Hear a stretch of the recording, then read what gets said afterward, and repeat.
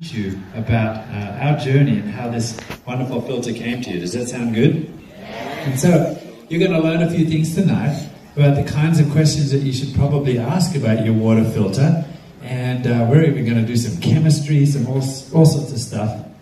It's going to be really complicated, and it's late at night and we'll put you to sleep. Not really. Okay, so have the first slide. Ah, there we go. Okay, it's all about water, isn't it? And it is the one thing that really every human needs in order to have good health. And, you know, I think our instincts can tell us when water is good, right? You don't like it to be kind of murky or brown, but there's nothing better than fresh, pure water getting into your body and rehydrating you. After all, we are about 60% water, right? Next slide. Thank you. All right, so you probably don't live in a place like this, right, where you can walk right up to the waterfall and put your glass in the water and drink. I feel kind of lucky because where I come from, well, I don't come from there, but I'm living in the mountains of Utah right now, the water really is nice. But as you get lower and closer to sea level, the water has had further to travel, and it's not really quite so nice anymore, right? So it's coming through pipes. Next slide. And into rivers, and you're starting to see the source of your water look more and more like this, right? Even especially after a rainstorm. So what is in that water? That's the problem. I mean, is it just bad to look at? Or is there really things in the water that you really shouldn't be drinking? I think we all know the answer to that, right? And we've had plenty of explanation about the specifics of Malaysia water already today. Next slide, please. Thank you. It can look even worse, right? Next slide.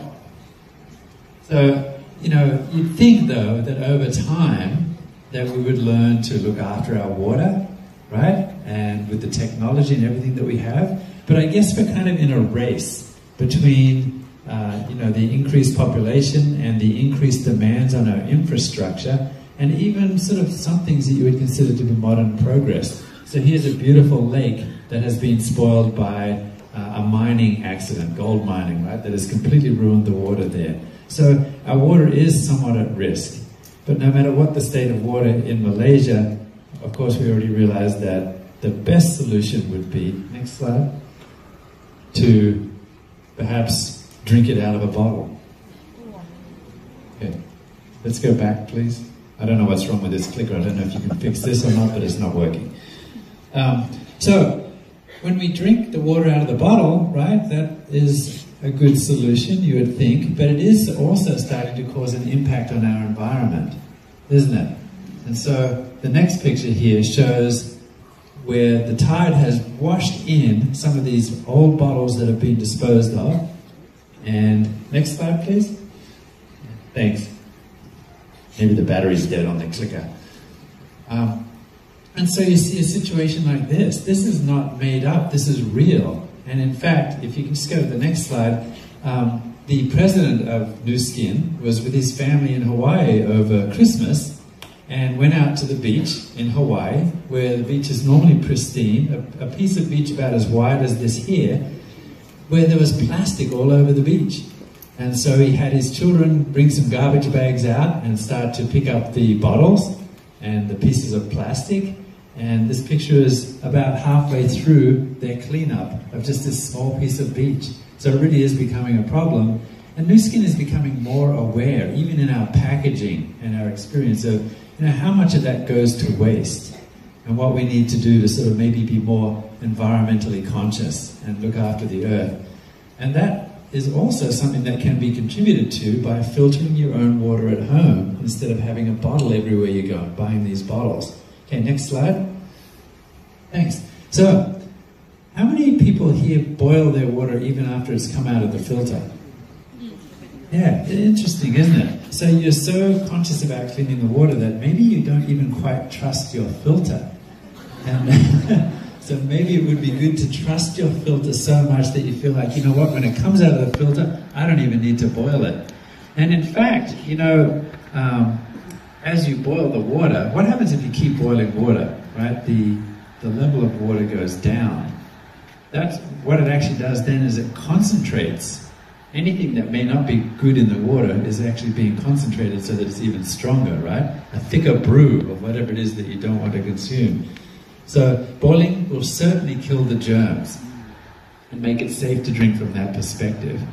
But it won't necessarily get rid of some other things like lead or some other things, pesticides, pharmaceuticals, things that make their way into your water. All right, next slide. So again, solution is a filter that you have at your home that you can trust so that you don't even need to boil it after you filter the water. Next slide.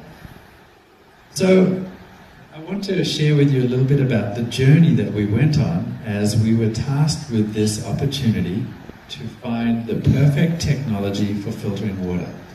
And, you know, before we even decided what this filter would look like, we had to decide on what it would look like from the inside, what kind of filtration media that we needed to use that would best serve us. So if you're looking for a husband or a wife, do you look for beauty or do you look in the inside? Money. Oh, sure. Sure, it's about the inside. What if you could have both? What if you could have beauty and content on the inside? That would be the best solution, right?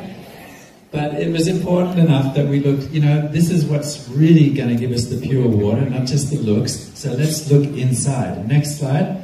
So we built this unit from the inside out because we believe that it's important to be beautiful on the inside, not just on the outside, right? That's what really matters. A lasting relationship is all about the inside. Same is true for water. And there are so many different types of media that you can use to filter water. This is not a new technology, folks. You might even ask, why is Nu Skin doing this? Because everyone has done this before. Do you really think you're going to come up with something new? So we searched the world for the right kind of technologies. We went to trade shows for the last several years. In fact, we spent at least 2 years asking questions of experts around the world before we even sort of started to embark on some of that more heavy R&D. So we were asking experts about what's the best kind of media, what are the best order for those types of media, and what are the implications on human health and on the water flow, all of these different questions that we needed to ask about the inside of the water filter. Next slide.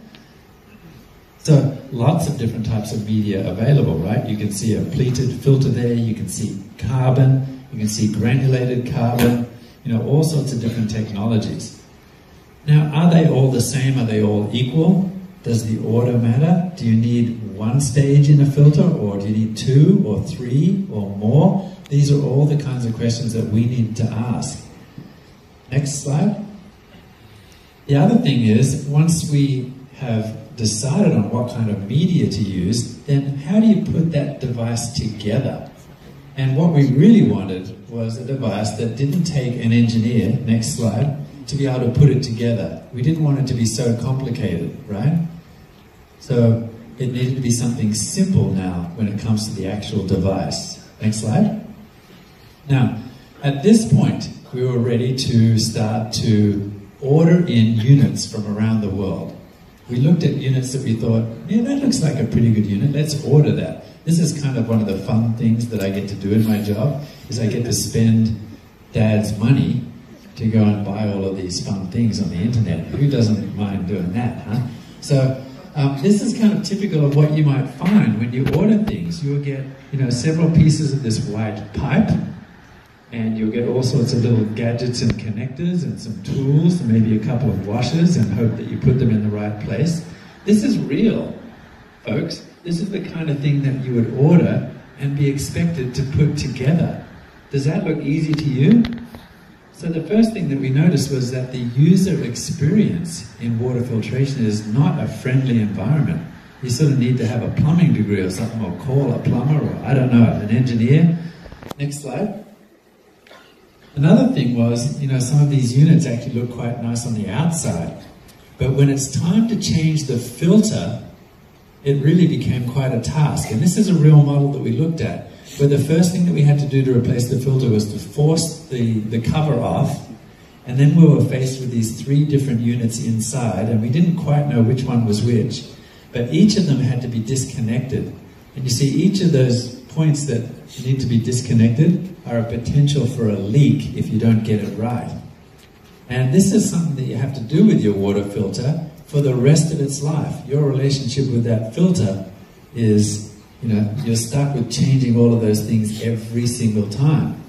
To the point where, if you have a unit like this, in our interviews with people, mostly, they didn't really quite know when the filter ran out, but were afraid to go and pry that lid off again. So, the filters were probably expired 5 years ago, but they weren't going to go in there again and try to change it. That's not what we wanted, right? Next slide. Here is an example of an actual product that we bought. When we opened the box, that's what we saw. Several boxes in there and in disarray with bits of tubing. How friendly is that experience? We think that user experience is really important. So every touch point that you have with a company and a product needs to be pleasant, needs to be delightful. I hope that when you call the Nu Skin office, that you are greeted with a friendly person who is very helpful, right? That's part of the user experience. Every time you receive a product from Nu Skin and you open the box, you should be delighted in how it feels, how it looks, the presentation. This is all part of the user experience, how the product works. This is really important, right?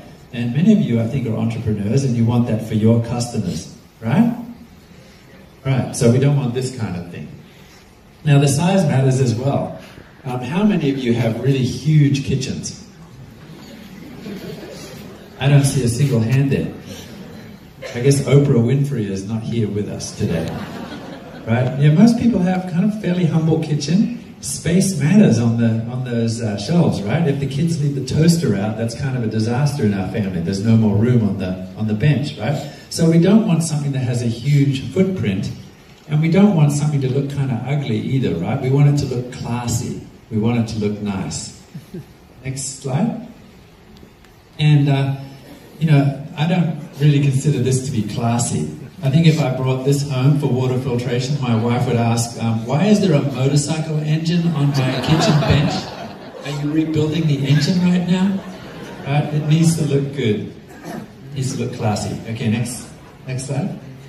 Now, there's some other things. People can be quite creative.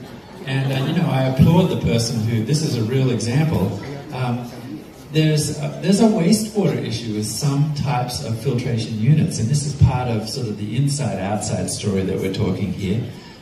Reverse osmosis, for example, is a nice way to filter water, but many people don't realize that for every liter that you get of reverse osmosis water, there's usually somewhere between 2 and 5 liters of water that is wasted, that has to be thrown away, that is used to clean that water that you're drinking. Did you know that? And so people come up with creative solutions, and I love this. Well, why not just use that wastewater? When it's time to do the washing, just open the lid and you can use your washing in there. So I don't know what that water's like for doing washing. Maybe your clothes become a little stiff when they come out. But we hope that you don't need to be that creative. Next slide. Thanks. Okay, so how many of you have heard of alkali water? There's really quite an internet sensation. So many people that I've met said, okay, you guys are doing a water filter, right? What about alkali? Can you use alkali? Isn't that great? Have you seen the promises that they make? Right? Alkali water should give you more energy, will help you lose weight, will help you avoid certain diseases, heart disease, cancer, whatever it may be. Have you seen those claims? Very convincing. Now, do you believe them or not? Be honest. You really don't know, do you? But your friends are raving about it so much, and it's so cool that you wonder if there's some truth to it. And it's not just about the water. They're saying, okay, alkali water, that's the first step. Now you need to go on an alkali diet, right? Because you don't want your body to be acid, because it increases the possibility of all these issues. I want to explain a little bit of that to you today. And sort of because it's really time to dispel the myth about alkaline water. Do you want to learn a little bit of chemistry? Yes. All right. So I've got my whiteboard over here. Let's talk a little bit about this then. What is alkali? I'm not sure if I even know how to spell it. What does alkali mean?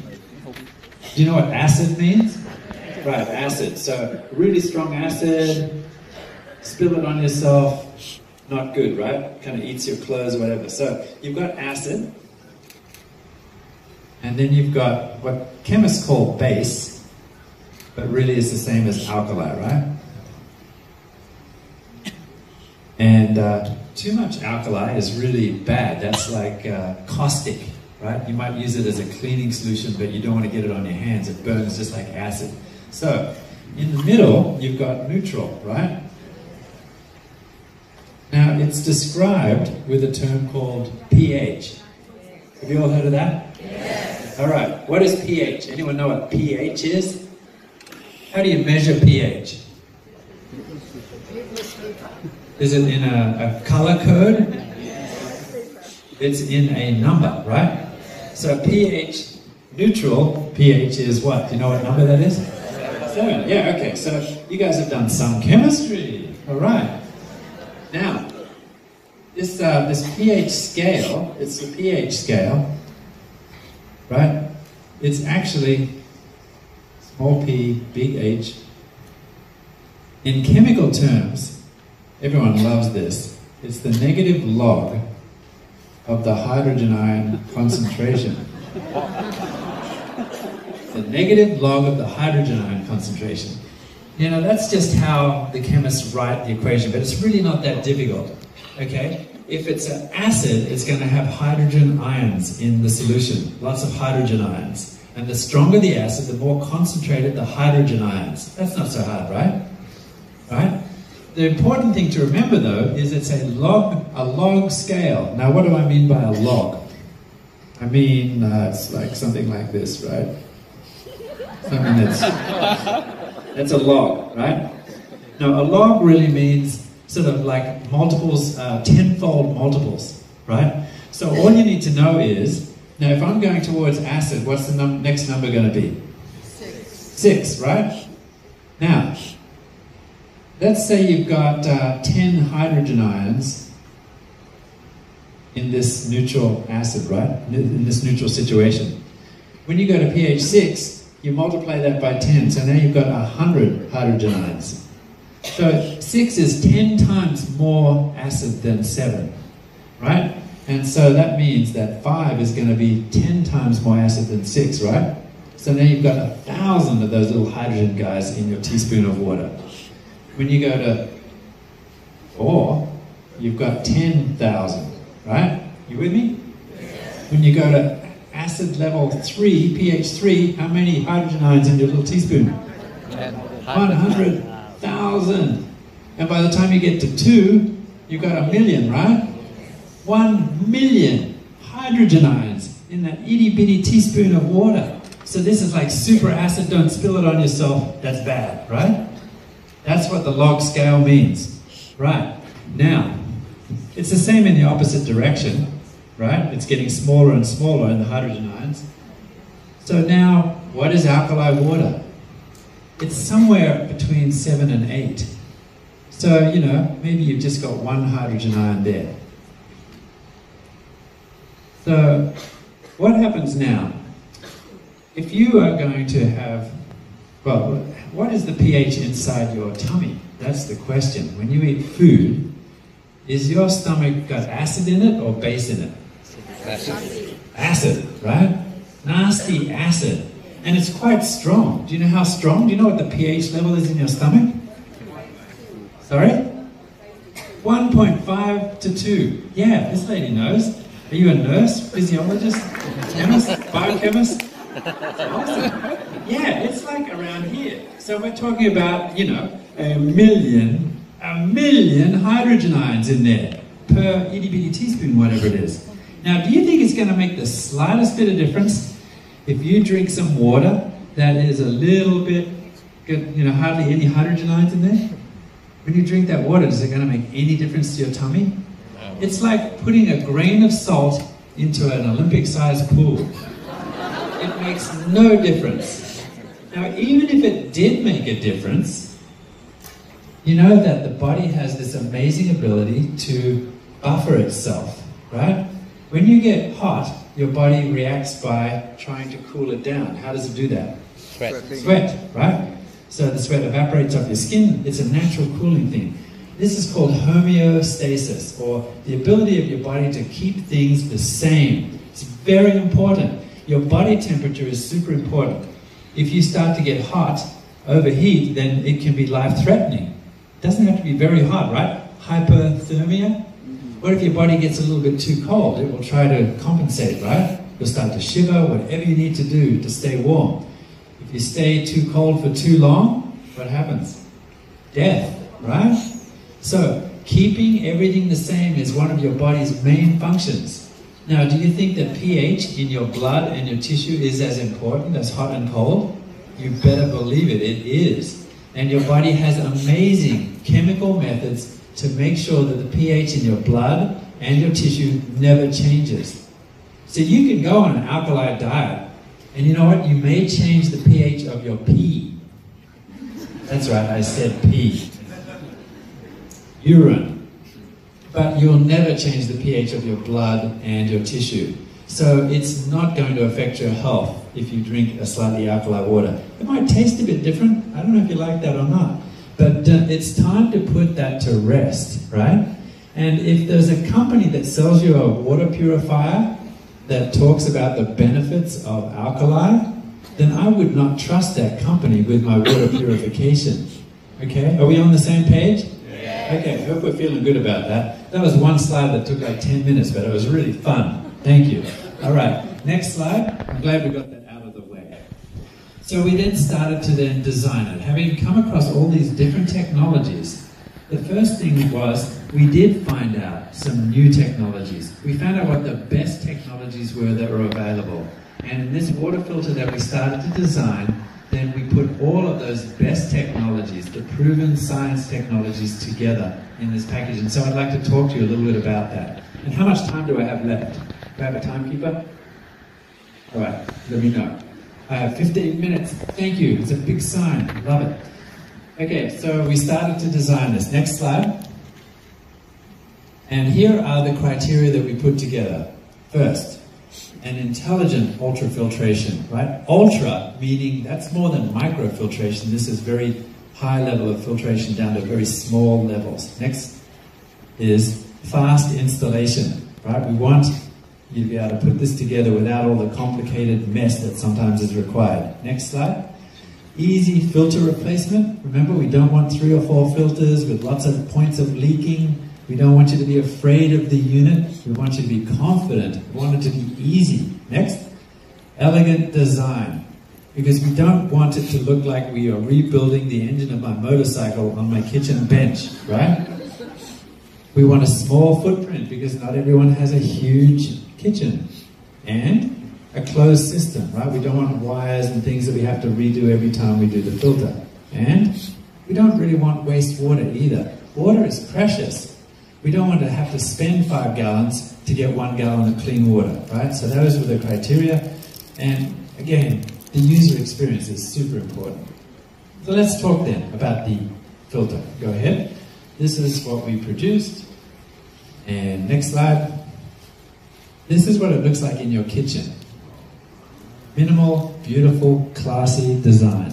What do you think of that? Does that look good in your kitchen? Yes. I think it probably looks better than the one that you have there, am I right? Yeah.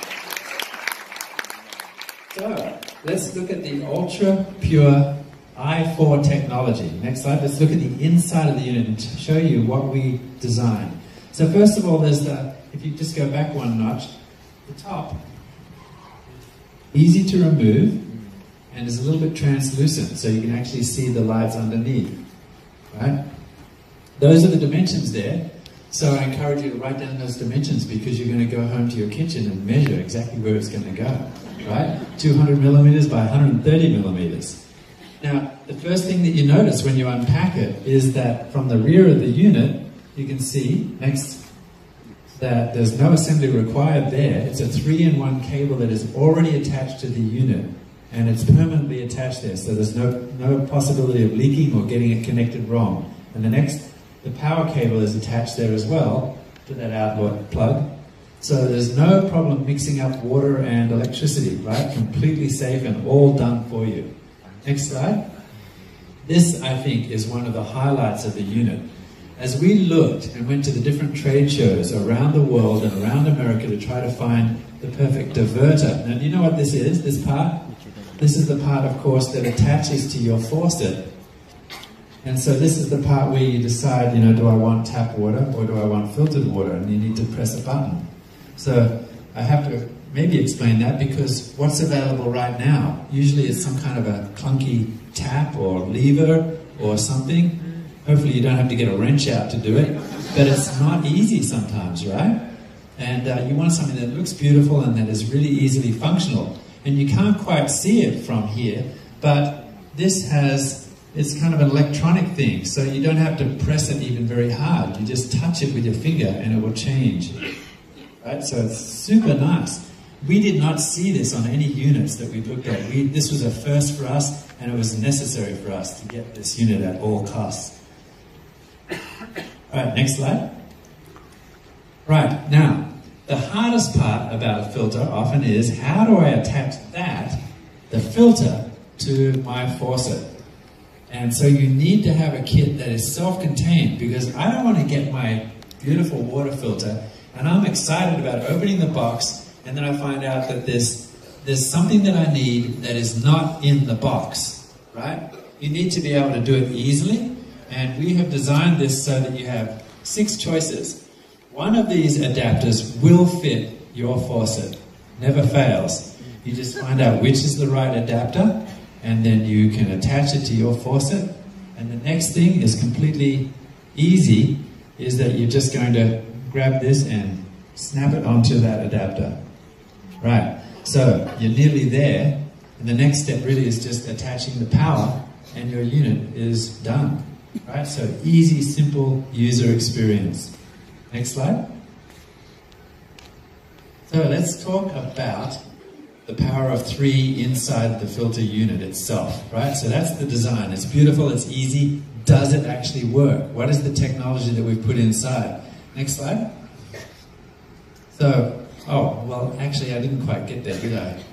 There's a filter inside. This is it here. And it's really as easy as 1, 2, right? You just slide it in and do a quarter turn, and there's your filter, it's in.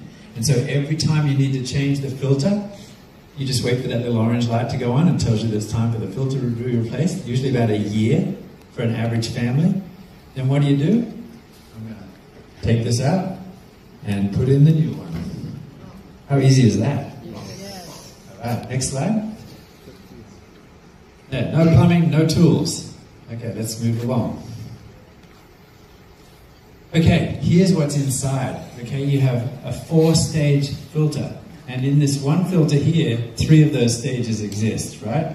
So, first thing, next slide, is there's a pre-filter. Next, right? It's a polypropylene pleated filter, and this is really the first stage. This is where the water from your faucet first meets the filter. And this is it's in a pleated shape, so it has a really big surface area, and it's able to sort of filter out the worst of things before it gets to the heart of the filter. Now the next part is the compressed carbon block. Now carbon, you know, is really important because carbon has amazing qualities if it's the right kind of carbon. If it's activated carbon, and it's usually made from coconut husks, turned to carbon, and then treated a certain way with high pressure steam, gives it a huge surface area. So 3 grams, do you know how much 3 grams is? It's about a teaspoon, a little bit less. 3 grams of this black magic stuff, black magic, actually has a surface area about the same as a football field. Wow. Is that not amazing? So 1 kilogram is about 2 million square meters. It's amazing how much surface area this has. And water pushing through this all of the bad stuff from the water is extracted. The odor, the chemicals, the chlorine, the lead, the bacteria, the viruses, the cysts, you name it. This has amazing qualities because these pores are so small and actually able to neutralize and react, right? And hold so much because of the huge surface area. But there are some traps for young players. Okay, a lot of filters have what is called a granulated carbon, right?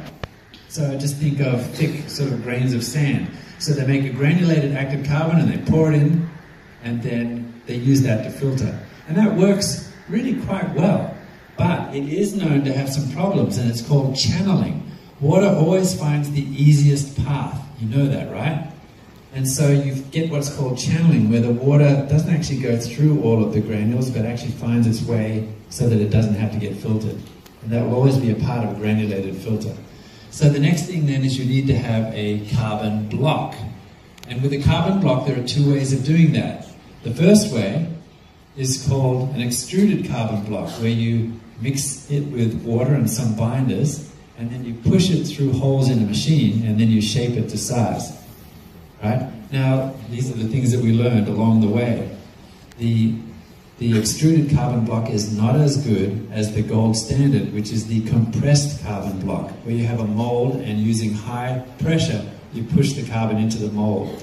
That's a much more consistent and a better filtering block. And that's the kind that we use in this i4 technology. Okay, next slide. This is kind of cool and unique that you will not find in a benchtop filter, water filter at all. Okay, this is the PES membrane. Let's have a close-up of that. Next slide. The PES membrane, I'll give that to you in a minute. Sorry, fourth stage, of course, is the light, the UV light. Okay, and that's in this unit right here. And it's a cold cathode UV ray that doesn't need to be replaced, right, for the life of the unit. Now, this is kind of a unique thing, and it's a nice thing. If anything gets through, which it won't, but if it does, right, any bacteria, everything has DNA, and the UV light will completely destroy that, right? So, okay, let's look at a little bit more. I want to share with you just in a little more detail. There's the polypropylene pleated pre-filter. Let's just call it P3 for short, shall we? The next stage, the carbon block, and you know now, next, that not all carbon is the same, that you need to have a compressed carbon block, right? So if your friend has a filter, ask him, is it granulated carbon, is it compressed carbon, or extruded? Because really compressed is the way that you need to go. I bet they don't even know. And finally, the PES membrane. Now this is a really cool technology that we actually stole from the reverse osmosis concept. Okay, so this is very unique for ours. Let's have a close-up here.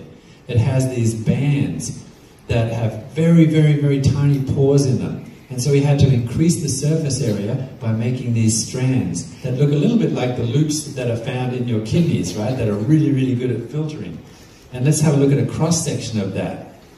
You find a huge surface area, very, very small pore size, and this is really where the ultrafiltration comes in. So after that, a magic of the carbon block, now it has to go through this barrier before it finally gets out of the filter and into your glass. Okay, this is amazing technology. And the order of this technology really does make the machine. Next slide.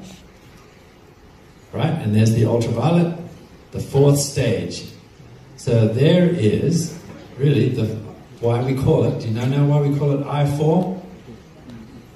Yeah? Okay. So let's talk about one more thing, a little bit more science before we go. How's my time, timekeeper? I've got 5 minutes. Perfect. All right. Next slide. I want to talk to you about logs again. I know. Who'd have thought we talk about logs when it comes to water filtration? So you've learned about logs when it comes to pH. Let's learn about logs when it comes to reducing the bacteria, the viruses, whatever it might be in your drinking water, okay? Now, what is a log again? It's really just kind of a 10-fold reduction or increase, right? So let's look at logs here. We start with, we're calling it CFUs. What that means is a colony forming unit, or basically it's a way to measure each bacteria that might be in the original water. Let's say that we start with 1 million, right? Now if you're going to knock it down one log, then what's it going to go to? You're going to drop 1 0 off that, so that's 100,000, right? So we really don't want 100,000 bacteria in our unit, right? There's one log, 100,000. How many bacteria, what is acceptable to you once we've filtered your water what is acceptable in terms of a log reduction in bacteria. Shall we just go to 2 logs? At 2 logs, we've got 10,000 bacteria. Is that okay? 2 logs is 99%. It's not bad, right? Okay, let's go to 99.9%. That's 3 logs. Okay, you've got 1,000 bacteria now that are left behind. Is that okay? You guys are really fussy, aren't you? All right, let's go to a 4 log reduction. Now you've just got 100 bacteria in there. You can settle for 100 bacteria, surely? All right, so at what point, how many logs reduction do we have to go before we have essentially, statistically, 0 microbes and bacteria or whatever it might be, cysts left in your water? It's 6 logs, right? And 6 logs is 99.9999% reduction, right, of the load that's in the water.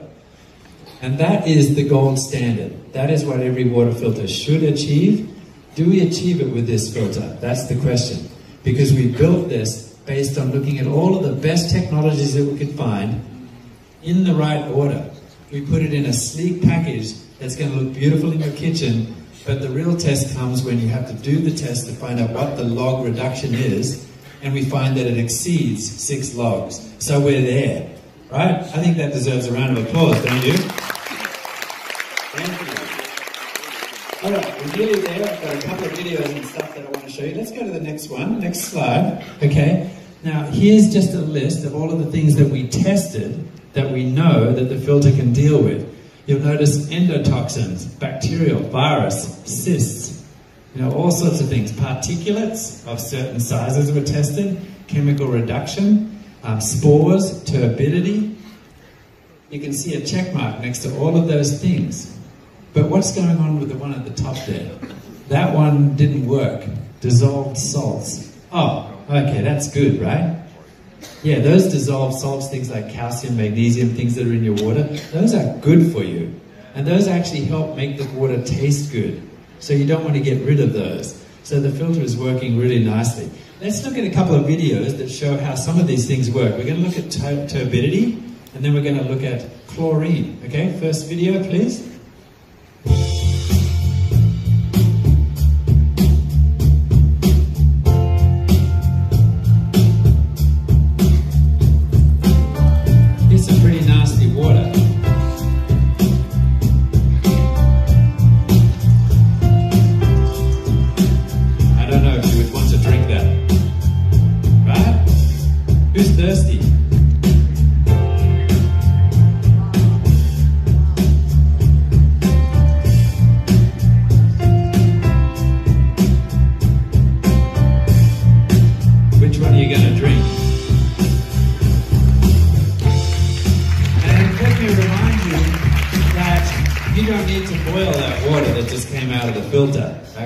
Ready to drink. Okay, now you could see very dramatically how it changed that. It took the turbidity out of the water. But there are things in the water that you can't see that still are not necessarily good for you. And one of them is chlorine. Now chlorine is wonderful for cleaning swimming pools, right? And hot tubs. But I don't know if I would drink the swimming pool water or the hot tub water, right? And it's not bad. It's not going to hurt you too bad to drink it. But it doesn't taste good. And it does have an impact on your body, right?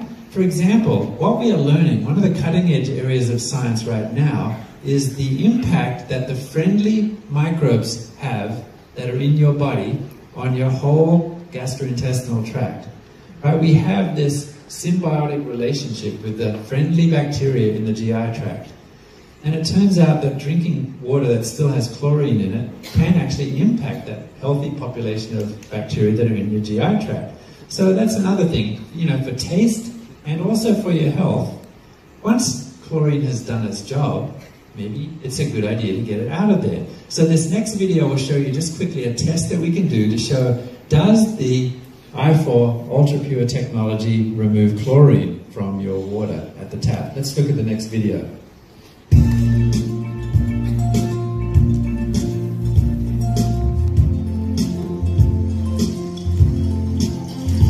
just going to test the normal tap water right now.